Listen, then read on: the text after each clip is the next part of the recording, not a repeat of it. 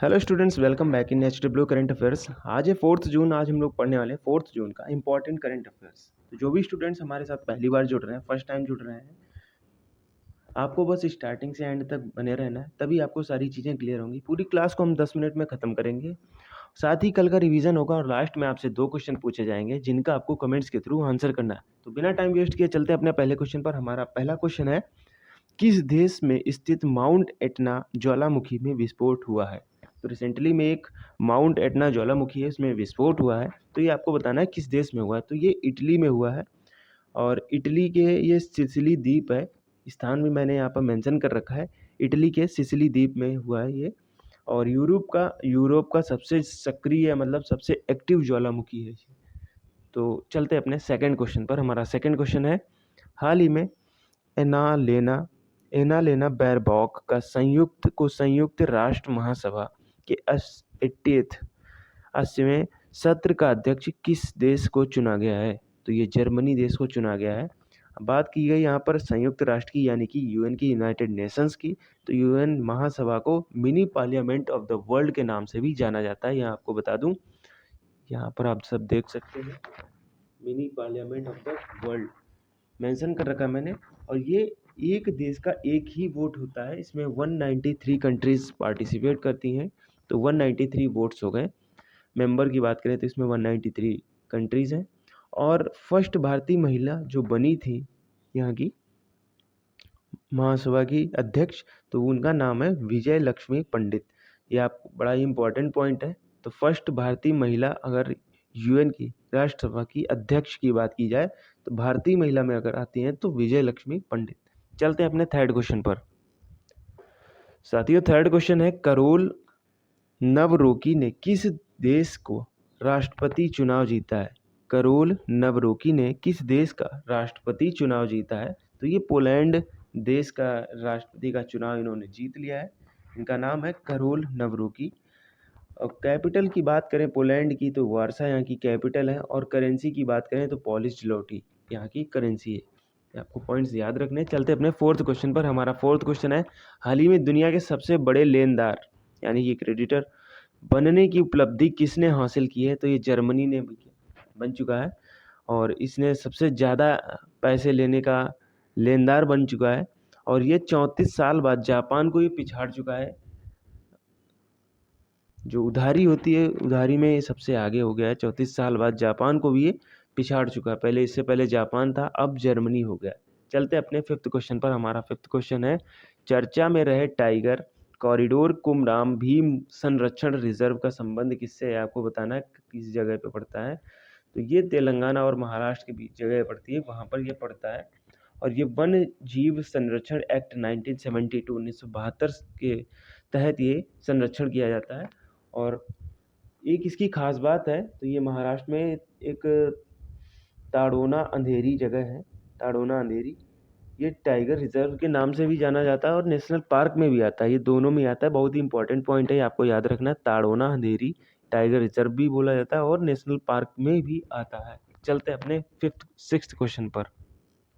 साथियों, sixth question है, हाल ही में 2 शताब्दियों के बाद भारतीय सेना ने कहाँ फिरोजपुर किले को जनता के लिए खोला है? तो ये पंजाब में खोल दिया है। अब जनता भी जा सकती है। भारत पाक के सीमा के पास ये स्थित है किला, जिसका नाम है फिरोजपुर किला, और ये पंजाब में स्थित है। 1858 में अंग्रेजों ने इसको शस्त्रागार बना दिया गया था। अब इसको सेना ने खोल दिया है कि आम जनता भी जाकर वहाँ पर एक टूरिस्ट प्लेस बना दिया गया है, वहाँ पर जा सकती है और देख सकती है। चलते हैं अपने सेवेंथ क्वेश्चन पर। हमारा सेवेंथ क्वेश्चन है, हाल ही में खीर भवानी मेला का आयोजन कहाँ हुआ है? तो ये जम्मू कश्मीर में हुआ है। बात करें कब से, सॉरी, बात कर रहे थे यहाँ पर 31 अक्टूबर 2019 को 19 की। तो ये यूटी बना था जम्मू कश्मीर, यही हमने यहाँ पर मेंशन कर रखा है। ये भी इम्पोर्टेंट पॉइंट है। स्टैटिक का बन जाता है, तो 31 अक्टूबर 2019 को जम्मू कश्मीर यूनियन टेरिटरी बन गया था नया। चलते हैं अपने अगले क्वेश्चन पर, जो कि 8th क्वेश्चन होगा। साथियों, 8th क्वेश्चन है, ऑपरेशन सिंदूर को समर्पित सिंदूर स्मारक पार्क कहाँ स्थापित होगा? तो ये कच्छ एक जगह पड़ती है गुजरात में, तो यहाँ पर ये बनाया जाएगा। सिंदूर जो ऑपरेशन हुआ था अभी रिसेंटली में, जिसमें 9 आतंकी अड्डों को सात आतंकी अड्डों को ख़त्म किया गया था पाकिस्तान के। तो ये इम्पॉर्टेंट डेट यहाँ पर आ जाती है। तो ऑपरेशन सिंदूर कब चलाया गया था, ऑपरेशन कब हुआ था, तो आपको याद रखना है 7 मई 2025 को ये ऑपरेशन सिंदूर हुआ था। चलते हैं अपने 9th क्वेश्चन पर। दिवंगत फ्रांस के एटियन एमिले बैलियू ने किसका आविष्कार किया था? तो ये बड़ा ही टफ नाम है, आप सब ध्यान रखना। एटियन एमिले बॉलियू नाम है इनका। इन्होंने किस चीज़ का आविष्कार किया था? तो इन्होंने एक पिल्स थी, एबॉर्शन पिल्स जो होती है, एबॉर्शन मेडिसिन होती है, उसका इन्होंने आविष्कार किया था। वो पिल्स का नाम मैंने भी यहाँ पे मेंशन कर रखा है। उस पिल्स का नाम है RU486। ये इन्होंने एक दवाई थी, मेडिसिन थी, जिसका इन्होंने आविष्कार किया था। तो ध्यान रखिएगा। चलते हैं अपने अगले क्वेश्चन पर, जो कि 10th क्वेश्चन है। वर्ष 2025 UEFA चैंपियनशिप लीग का खिताब किसने जीता है? तो ये फ्रेंच क्लब ने जीता है, PSG। और आयोजन कहाँ हुआ था? तो आयोजन हुआ था म्यूनिख, जो कि जर्मनी में पड़ता है। चलते हैं आज के क्वेश्चंस पर, जिनका आपको कमेंट्स के थ्रू आंसर करना है। तो आज का क्वेश्चन है, पहला क्वेश्चन, वर्ष 2025 के गणतंत्र दिवस के मुख्य अतिथि कौन थे? कौन है ये आपको बताना है। और सेकंड क्वेश्चन है, इसरो का 11वां अध्यक्ष किसे नियुक्त किया गया है?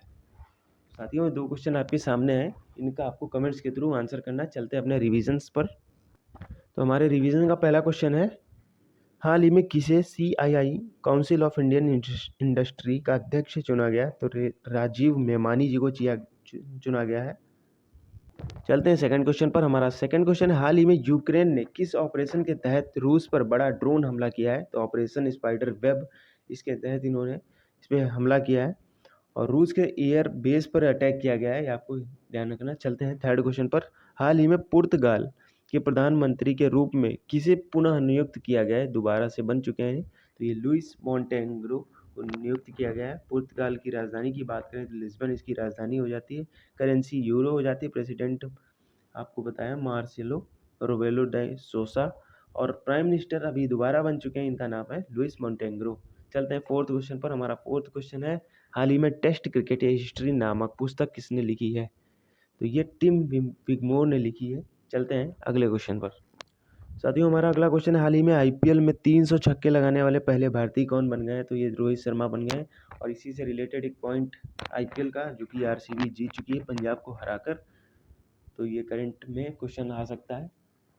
बाकी सर्वाधिक की बात करें, सबसे ज़्यादा छक्के लगाने के, तो क्रिस गेल का नाम आता है। 357 इन्होंने छक्के लगाए हैं। और IPL 2025 का अगर एडिशन पूछा जाए एग्जाम में, तो 18th एडिशन था। फाइनल मैच 3 जून 2025 को RCB वर्सेस पंजाब हुआ था, जिसमें RCB जीत चुकी है। और सबसे महंगे प्लेयर की बात की जाए, अगर क्वेश्चन आ जाता है एग्जाम में, तो ऋषभ पंत, जो कि 27 करोड़ के बिके थे। चलते हैं 6th क्वेश्चन पर। हाल ही में यूरोपीय संघ नौसेना बल यूनेफावोर के जहाज़ों पर पहली बार कहाँ टेबल टॉप अभ्यास में भाग लिया गया? तो ये मुंबई में भाग लिया गया। चलते हैं 7th क्वेश्चन पर। हमारा 7th क्वेश्चन है, हाल ही में किसे यूनियन बैंक ऑफ इंडिया के MD CEO के रूप में नियुक्त किया गया है? तो आशीष पांडे जी को किया गया है। आशीष पांडे इनको किया गया। बात करें यूनियन बैंक ऑफ इंडिया का गठन कब हुआ था? 1999 में इसका इस्टेब्लिशमेंट हुआ था। हेडक्वार्टर इसका मुंबई में है। टैगलाइन की बात करें तो good people to the bank, good people to bank with, ये इसकी टैगलाइन रही है। चलते हैं 8th क्वेश्चन पर। हमारा 8th क्वेश्चन है, global annual decade climate update किसके द्वारा जारी की जाती है? तो ये WMO के द्वारा जारी की जाती है। बात करें इसकी फुल फॉर्म की, तो वर्ल्ड मेट्रोलॉजिकल ऑर्गेनाइजेशन इसकी फुल फॉर्म होती है। फाउंडेड यानी कि स्थापना की बात की जा रही है यहाँ पर, तो ये 1950 में इसकी स्थापना हुई। हेडक्वार्टर की बात करें तो जिनेवा, जो कि स्विट्जरलैंड में पड़ता है। और सेक्रेटरी जनरल की बात करें तो सेलेस्लो सोलो ये सेक्रेटरी हैं, जनरल सेक्रेटरी जनरल। चलते हैं 9th क्वेश्चन पर। हमारा 9th क्वेश्चन है, एयरपोर्ट काउंसिल इंटरनेशनल एशिया प्रशांत और मध्य पूर्व की 2024 एयर कनेक्टिविटी रैंकिंग में शामिल भारत का एकमात्र हवाई अड्डा कौन सा, ये आपको बताना है। तो ये इंदिरा गांधी एयरपोर्ट दिल्ली, जो कि बन चुका है, एयर कनेक्टिविटी की रैंकिंग में शामिल हो चुका है, एकमात्र हवाई अड्डा भारत का। और बात करें वर्ल्ड लेवल पर, वर्ल्ड पे टॉप लेवल पे कौन सा, तो ये दुबई इंटरनेशनल एयरपोर्ट है। चलते हैं 10th क्वेश्चन पर। हमारा 10th क्वेश्चन है, हाल ही में अंडमान और निकोबार कमांड के कमांडर इन चीफ का पदभार किसने संभाला? तो ये लेफ्टिनेंट जनरल ये इनकी पोस्ट है। कभी भी सेना या फिर तीनों सेनाओं का कोई भी अधिकारी हो तो उसकी पहले उसका पोस्ट आपको लिखना है, उसकी पोस्ट सहित आपका नाम बताना है। तो लेफ्टिनेंट जनरल दिनेश सिंह राणा, इन्होंने कमांडर इन चीफ जो अंडमान और निकोबार के कमांडर इन चीफ का पदभार संभाला है, इसका पद संभाला है। और बात करें कि इंपॉर्टेंट पॉइंट है इसी से रिलेटेड, भारत की तीनों सेनाओं की कमांड स्थित है। हेडक्वार्टर की बात करें तो श्री विजयपुरम इसका हेडक्वार्टर है, और पहले इसका नाम पोर्ट ब्लेयर था, आपको ये भी याद रखना है। अब इसका नाम बदलकर श्री विजयपुरम हो गया है। चलते हैं कल के क्वेश्चन पर जिनका आपने आंसर किया था। तो कुछ लोगों के आंसर आए थे, मैं आपको उस राइट आंसर बता देता हूँ। तो भारत की करप्शन परसेप्शन इंडेक्स रैंकिंग क्या है, और नालंदा विश्वविद्यालय के कुलपति आपको बताने थे। तो पहले क्वेश्चन का आंसर है 96 इसकी भारत की करप्शन परसेप्शन इंडेक्स की रैंकिंग अब 96 है, और पहले 93 थी, मैं आपको बता देता हूँ। और नालंदा विश्वविद्यालय के कुलपति का नाम है प्रोफेसर सचिन चतुर्वेदी, तो आपको याद रखना। तो स्टूडेंट्स आज के लिए इतना ही, और अगर आपको क्लास थोड़ी सी भी अच्छी लगी तो प्लीज़ लाइक शेयर सब्सक्राइब जरूर करें अपने फ्रेंड सर्कल में, अपने जो ग्रुप में क्लास को ज़रूर शेयर करें, जिससे ज़्यादा से ज़्यादा बच्चों तक हमारी कनेक्टिविटी हो सके। तो स्टूडेंट्स आज के लिए इतना ही, मिलते हैं नई करंट अफेयर क्लास के साथ, तब तक के लिए thank you and stay connected.